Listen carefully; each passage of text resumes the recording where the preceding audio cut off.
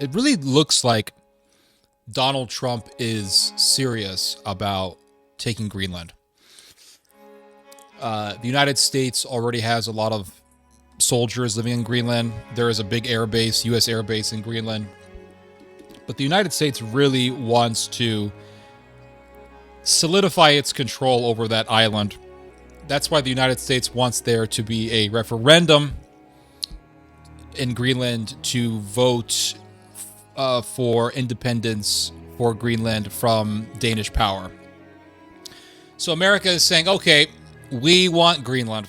And Greenland is right there, smack in between the United States and Europe.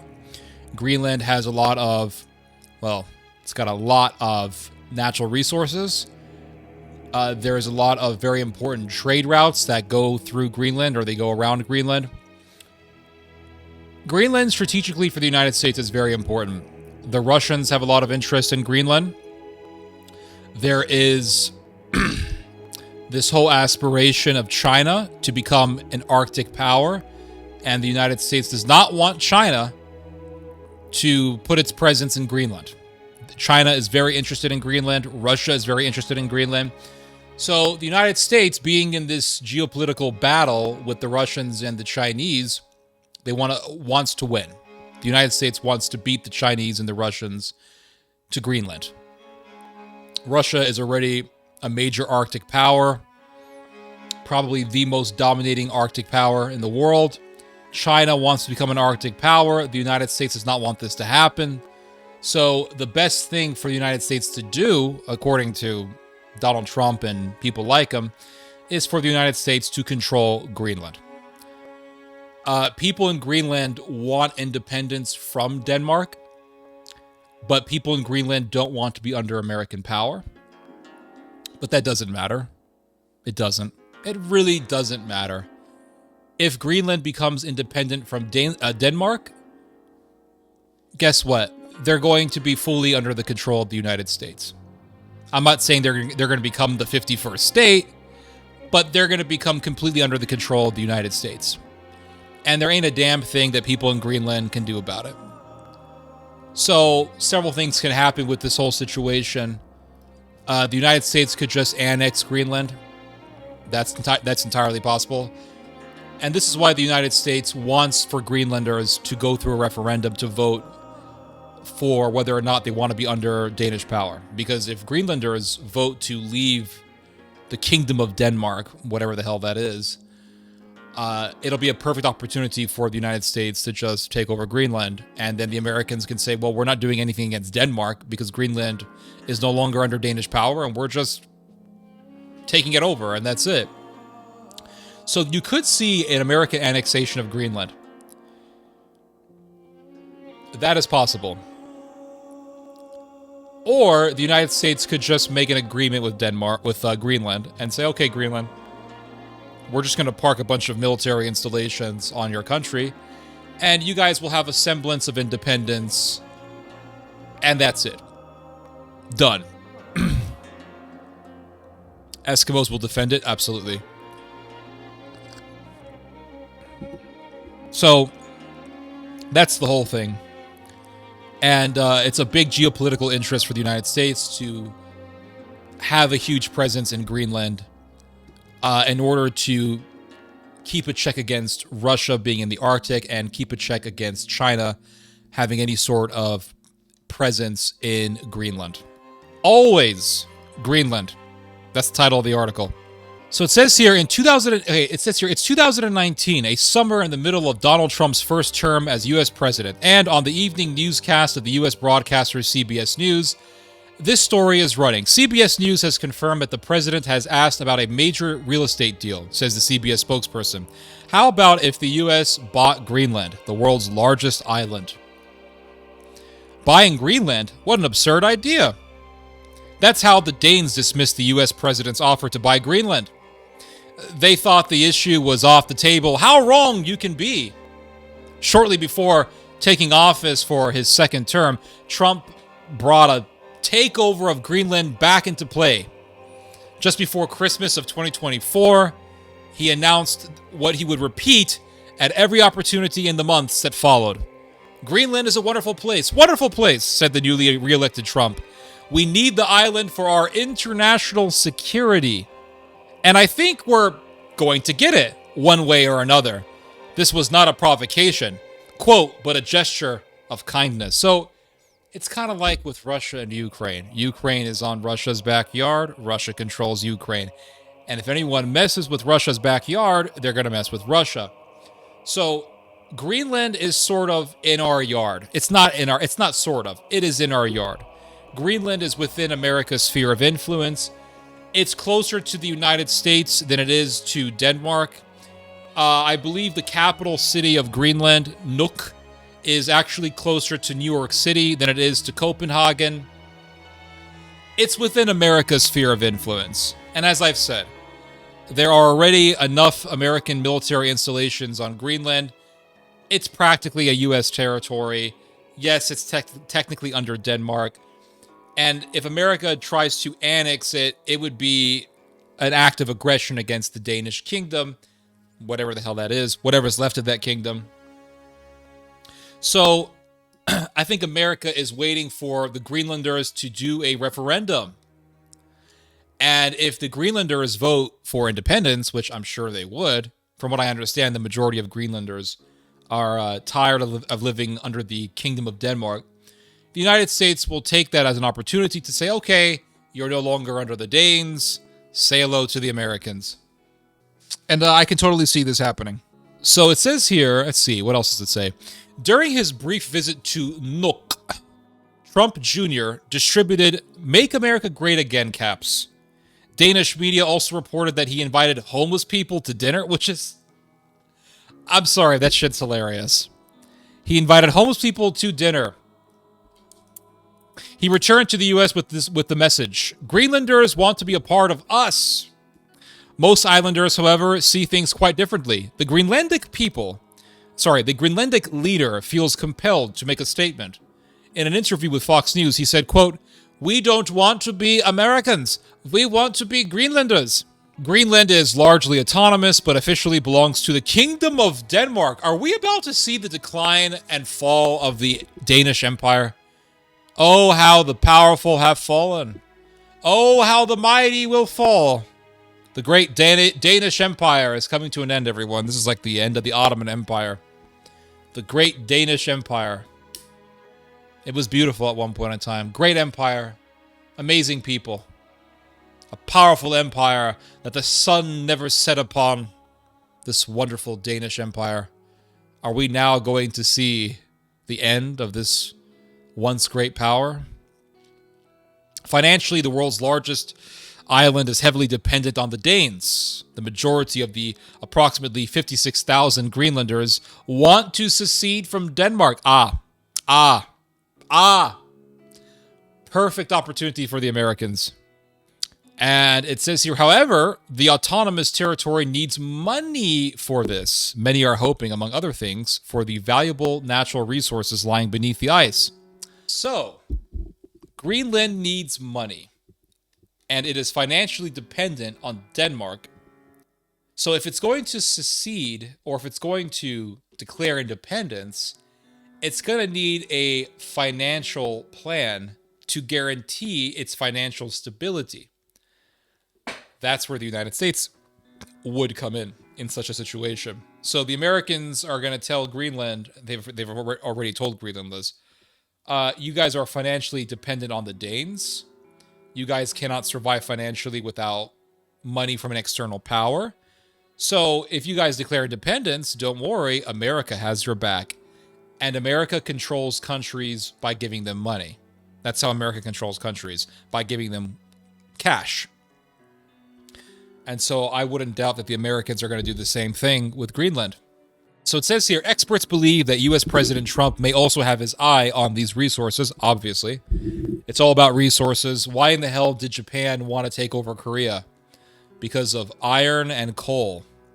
However, researcher and Greenland expert Ulrik Pramgad says He's hardly concerned with military control. The US and Denmark have had an agreement since 1951, which Greenland signed in 2004, says the scientist. Simply put, it gives the US the right to use Greenland's territory for its own defense as it wishes. That's why it's a bit difficult to understand what Trump actually needs in this context. Well, it's quite clear. The United States obviously has this freedom to deploy soldiers into Greenland as it wishes, but I think America also wants to make an explicit statement. It's kind of like what happened with the whole Gulf of America thing. It's not the Gulf of Mexico, it's the Gulf of America. Is it really a big deal what it's called? Is it really a big deal if it's called the Gulf of Mexico or the Gulf of America? It's a big deal if you want to project power, if you want to create this impression of empire. This is not the Gulf of Mexico. It's the Gulf of America because this is America's empire. And so it's the same thing with Greenland. Yeah, we can put our soldiers there, but on paper, you guys are a territory of Denmark. We want it on paper that Greenland belongs to us. We want it on paper that Greenland belongs to the American empire. So it's about making this, it's about amplifying the reality of the American empire. A lot of people have this belief that America is not an empire. A lot of people have this belief that America is just a country. And you see this a lot with the MAGA people. When you hear MAGA people saying things like, why is America giving all this money to other countries? Oh, why is our money going to foreigners? These politicians are traitors. And why is our money going to give aid to this country and that country? Because America is not just a country. America is an empire. And that's why America gives money to other countries. America gives money to other countries, and America does commerce with other countries to control those countries. That's why America does it. And so, yeah, we'll give billions of dollars in aid for Ukraine. Why? Because we have an empire. Why is it that America doesn't spend its tax dollars on free medical care or free public transportation? Because so much of our money goes to the military-industrial complex, which is the means by which we have an empire. America is an empire. That's why you'll go to a third world country like Thailand, and you'll see that the government of Thailand pays for all of the transportation. So transportation is pretty much free in Thailand. Why? Because Thailand is not an empire. Thailand's not spending a ton of money on its military. So it has all this money to spend on actually giving free stuff to its citizens, which is great. But America puts so much money, invests so much money on the military-industrial complex because that's our empire. America is an empire. And so I think what Trump wants to do is to make this explicit. So America being an empire, it's like this unwritten reality. It's like this unsaid reality. It's something that we know, but it's not stated explicitly. And I think Trump wants to state this explicitly. For Greenlanders and Danes, the pressure from Washington is pure provocation, right? But what the hell are the Danes going to do? Are the Vikings and the Inuit warriors going to come out? I mean, there's nothing they can really do. Tensions are being fueled by the visit of U.S. Vice President J.D. Vance and his wife. Shortly before Vance's arrival, Trump had once again escalated his rhetoric. "We will go so far as we need to go," U.S. President said. "We need Greenland, and the world depends.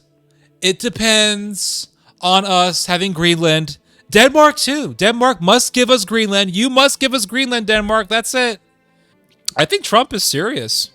I think these are bold statements that don't suit a U.S. president when it comes to a close ally like Denmark, says Danish Defense Minister Troels Lund Poulsen.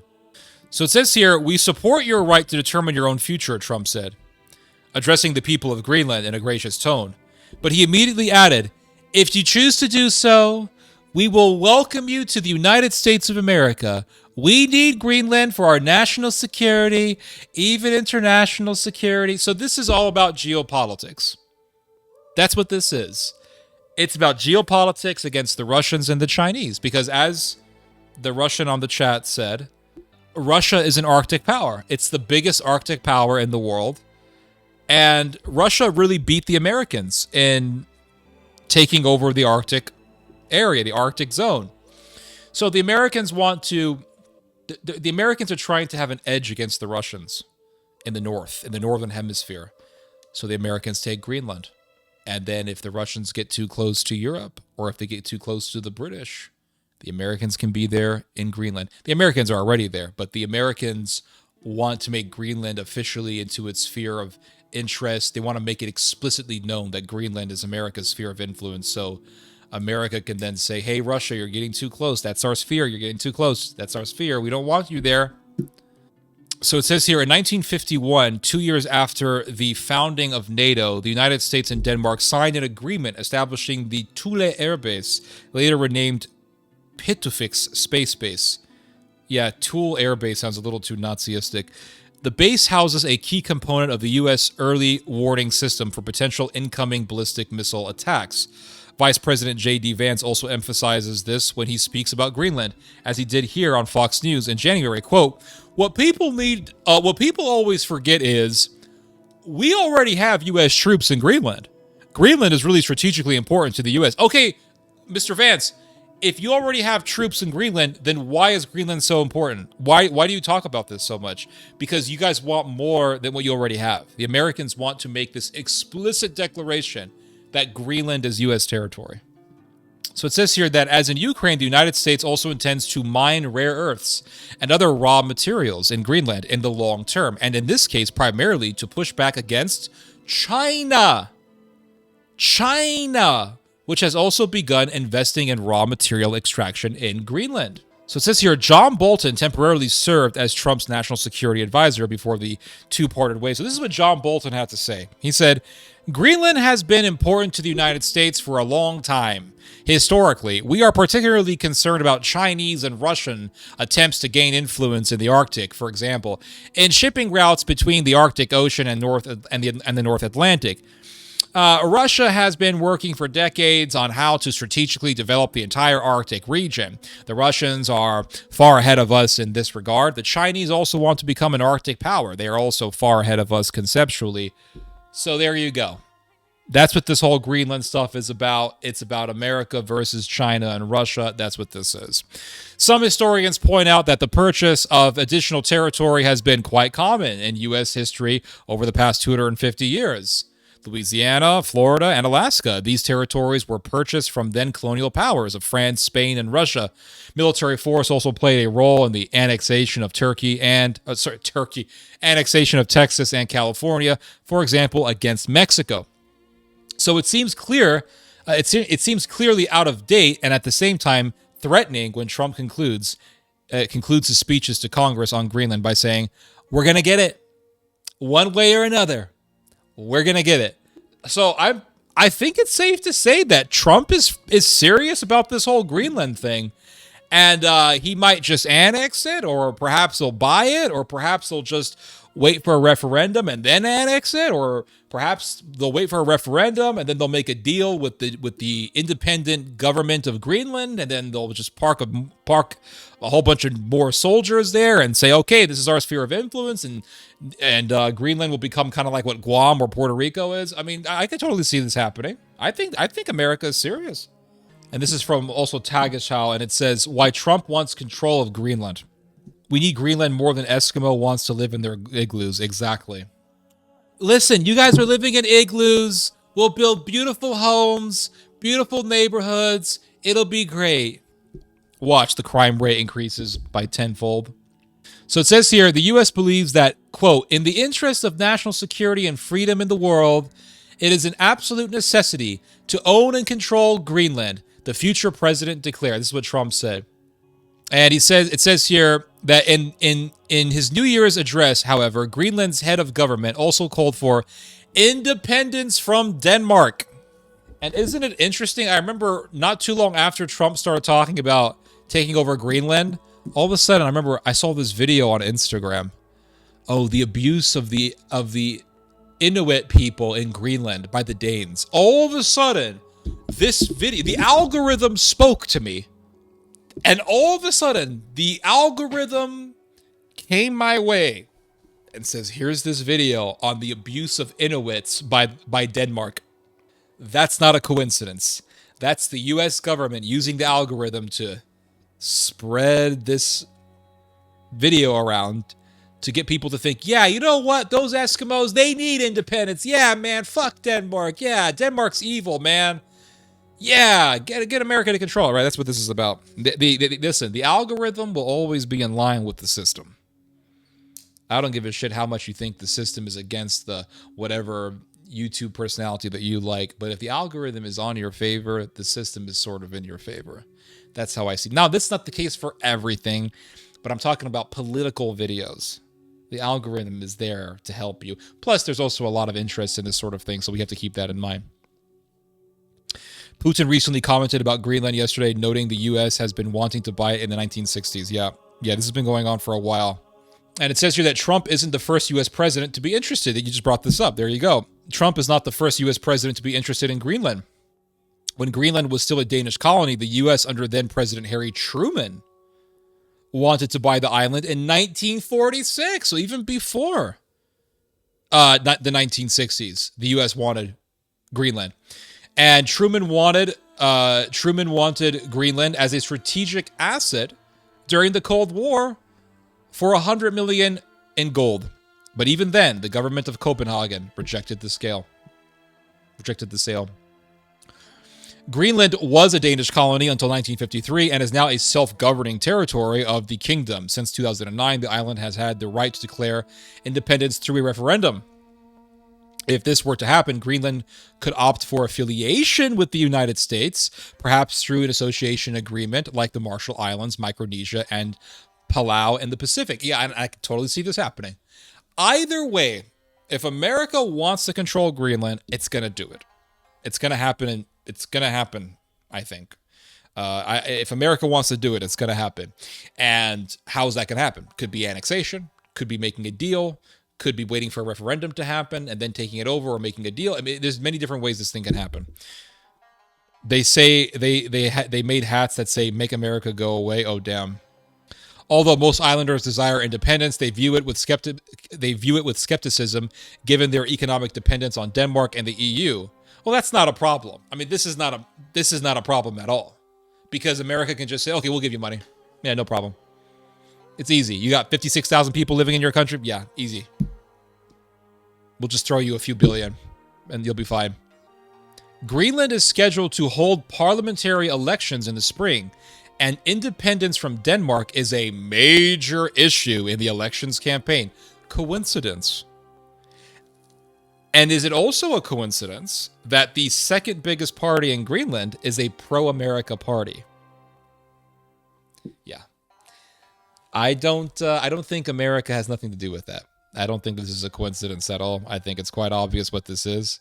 When you see, oh, America wants this country, and the second biggest party is pro-America, yeah, that's a proxy for the United States.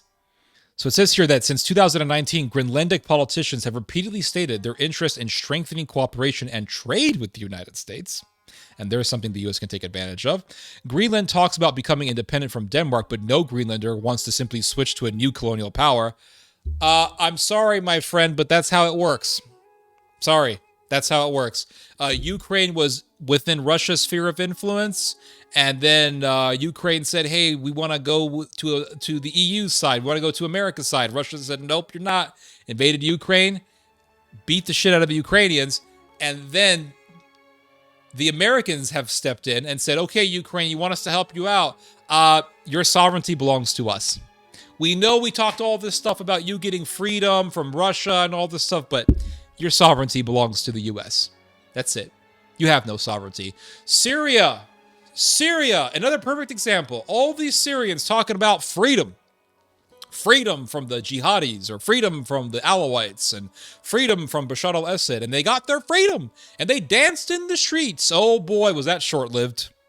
Oh boy, was that a bunch of garbage. And we all knew it was garbage. Everyone knew it was garbage. Everyone but the dumb dancing Syrians knew it was garbage. Everybody knew it was garbage. The Americans knew it was garbage. Trump knew it was garbage. I knew it was garbage. Hell, I did a video the night it happened, and I said, guys, this is it. This is it. The beginning of the renewal of the Ottoman Empire in the Middle East. It's happening. It was a very sad night for me. Very sad night. But what happened after they overthrew Bashar al-Assad? They said, okay, Turkey comes in and says, okay, you belong to us. Israel says, no, you belong to us. That was part of the plan. If you are a weak, brittle, and divided country, you are not independent. Hell, you don't even have to be divided. If you are a weak country, if you are a poor country, and if you are dependent financially on external powers, you are not an independent country. By definition, you are not independent. Greenland cannot be independent. It's impossible for Greenland to be an independent country, given the fact that it is financially dependent. If you are financially dependent, you can't be independent. That's not how this works. Independence is more than just signing a piece of paper. We're independent. That's it. It's right here on paper. Yeah, that paper has to be backed up by reality. And if it's not backed up by real power, you can wipe your ass with that. It doesn't make a difference. Haiti declared independence from France. Is Haiti independent? You believe Haiti is an independent country? It's a giant fucking war zone, graveyard, human toilet in the middle of the ocean. It's a dump. Nobody wants to live there, and everybody wants to run away from fucking Haiti. It's an insignificant country that's filled with warlords and gangs, and every time I read the news and I hear, as soon as I see Haiti on the title, I just keep scrolling. It's like Canada. I know Canada's nowhere near as bad, but it's just an insignificant country. It's like Canada. Okay. Canada is not independent. Canada is not an independent country. It's not. I don't give a shit if you're Canadian and you disagree with me. I'll die on this hill. Canada is not an independent country. Canada is a country that is completely dependent on the U.S. It's not independent. Mexico's not independent. None of these countries are independent. Germany is not independent. You think Germany's independent? Well, even with all their wealth and power, yeah, they're one of the more successful slaves of the United States. They're not independent. They have 30-something thousand U.S. soldiers living in Germany. That's a military occupation because they lost the war. And so Germany is it's like a European Iraq. All these soldiers there. It's a military occupation. Germany's not independent. The AfD, the nationalists, they want to start calling the shots and they want to control their military and they want America to leave Germany. Those are revolutionaries. Those are German revolutionaries. That's what they are. They want to overthrow American power in Germany. Simple as that. Just like you had people in Britannia who fought against the Romans. Japan is not an independent country. How many soldiers live in Japan? How many U.S. American soldiers are in Japan? It's under a military occupation. It got nuked and then it got militarily occupied. It's not an independent country. Most countries are not independent. Russia is an independent country. China is independent. Maybe Iran, yes, Mr. Falco. But most countries are not independent. And the countries, have you ever noticed that the countries that America hates the most are really the most independent countries? Have you ever noticed that? Because it's not about, fighting terrorism. It's not about fighting tyranny. It's not about, authoritarianism. Authoritarian. All this Glenn Beck, Dennis Prager bullshit. We gotta fight totalitarianism. All that is bullshit. It has nothing to do with any of that stuff. It's about America controlling the countries. That's all it is. And if you are not under the power of America, guess what? All of a sudden, you're a terrorist organization and you're a totalitarian state and all this bullshit. All the countries that America hates are the ones that are just independent countries, or they're not dependent on America. That's it. Russia can grow its own food. It has its own oil. It has its own natural gas. It has a bunch of resources. They don't need America. So America is like, I'm mad. And that's what it is. So that's the reality. Right? Greenland is not independent. And I don't give a shit how many Greenlandic, whatever that means, basically just Danish people who live on the island. I don't give a shit what the descendants of the Vikings say. Vikings were all freaking murderers and pillagers and rapists and weirdos. Now their descendants are there and they're acting like they're the, God's gift to man. I don't give a shit what these people say. Well, America's not going to do... No, we will be independent. We're Greenland, damn it. We're proud Greenlanders. Make Greenland great again. MGGA, MIGA. Make Greenland MIGA. We're part of the MIGA movement. And we're Greenland. Doesn't mean shit. Doesn't mean a damn thing. America, when America was trying to become a brand new country, they needed the help of France. Why? Because it was a fledgling country. And then America, because it has so much territory and resources, America quickly became a very powerful country. It did. It became a super powerful country, and it solidified its power in the world in World War I when it defeated the Germans and when it helped the British and the French defeat the Germans. And America showed to the whole earth that America is the most powerful country in the world. And then all of a sudden, everybody started buying American gold. That was the beginning of the American Empire. Well, one of the beginnings. That was a big mark on the timeline for the origin of the American Empire. When people started throwing away their British silver sterling and replacing it with American gold. So what do you need to be an independent country? You need lots of money. You need a big military. If you don't have these things, you're not independent. Anybody can just invade you. You're not an independent country. So Greenland saying, well, we're going to be independent. You can't do anything, America. So what are you going to do about it? Nothing. So it's like that story that Thucydides writes in his History of the Peloponnesian War. It talks about this little island, and the Athenians come to invade the island, and they tell the islanders, listen, we can do this either one of two ways. We can do this nicely, and you guys can just surrender your island, or we're just gonna have to invade you and slaughter your people and take over. Either way, we're gonna take over this island. And the little Greek islanders said, what gives you the right to do this? And the Athenians said, the gods. The gods gave us the right, because the gods honor the strong and don't give a shit about the weak. This is pretty much what the Athenians told the little islanders, and the Athenians said that for thousands upon thousands of years, going all the way back to our ancient ancestors, the way of man has been might makes right, and therefore the gods have granted us the power to take over your island, and the strong take over the weak, and the weak suffer what they must. This is pretty much what the guy said. The weak suffer what they must. It's might makes right. And that little island wasn't independent. It wasn't. So Greenland, let's say Greenland declares independence. Guess who's going to come the next day? America. Just like Ukraine. Ukraine can't fight a war by itself. It's impossible. Guess who's there? America. There's no such thing as independence without military and money, military might and money. The huge Arctic island is of great strategic importance to the United States. They have an Air Force base there with an early warning system for ballistic missiles. As the shortest route from Europe to North America runs through Greenland. So that's the big reason why America wants to take it, because they got these trade routes that run through Greenland. And you have here, it says right here that the shortest route from Europe to North America runs through Greenland. So there you go, right there. That's the reason. So if you take over Greenland, you can just easily. It's all war is all about logistics. So you can just transport troops right to Greenland. That right there gives you a close enough foothold near Europe, adjacent to Europe. If the shit goes down in Europe, it wouldn't be that difficult for America to go to Europe from Greenland. Another thing also that we have to keep in mind is war is about logistics. And if you are going to win a war, if you don't have your logistics pat down, guess what? You lose.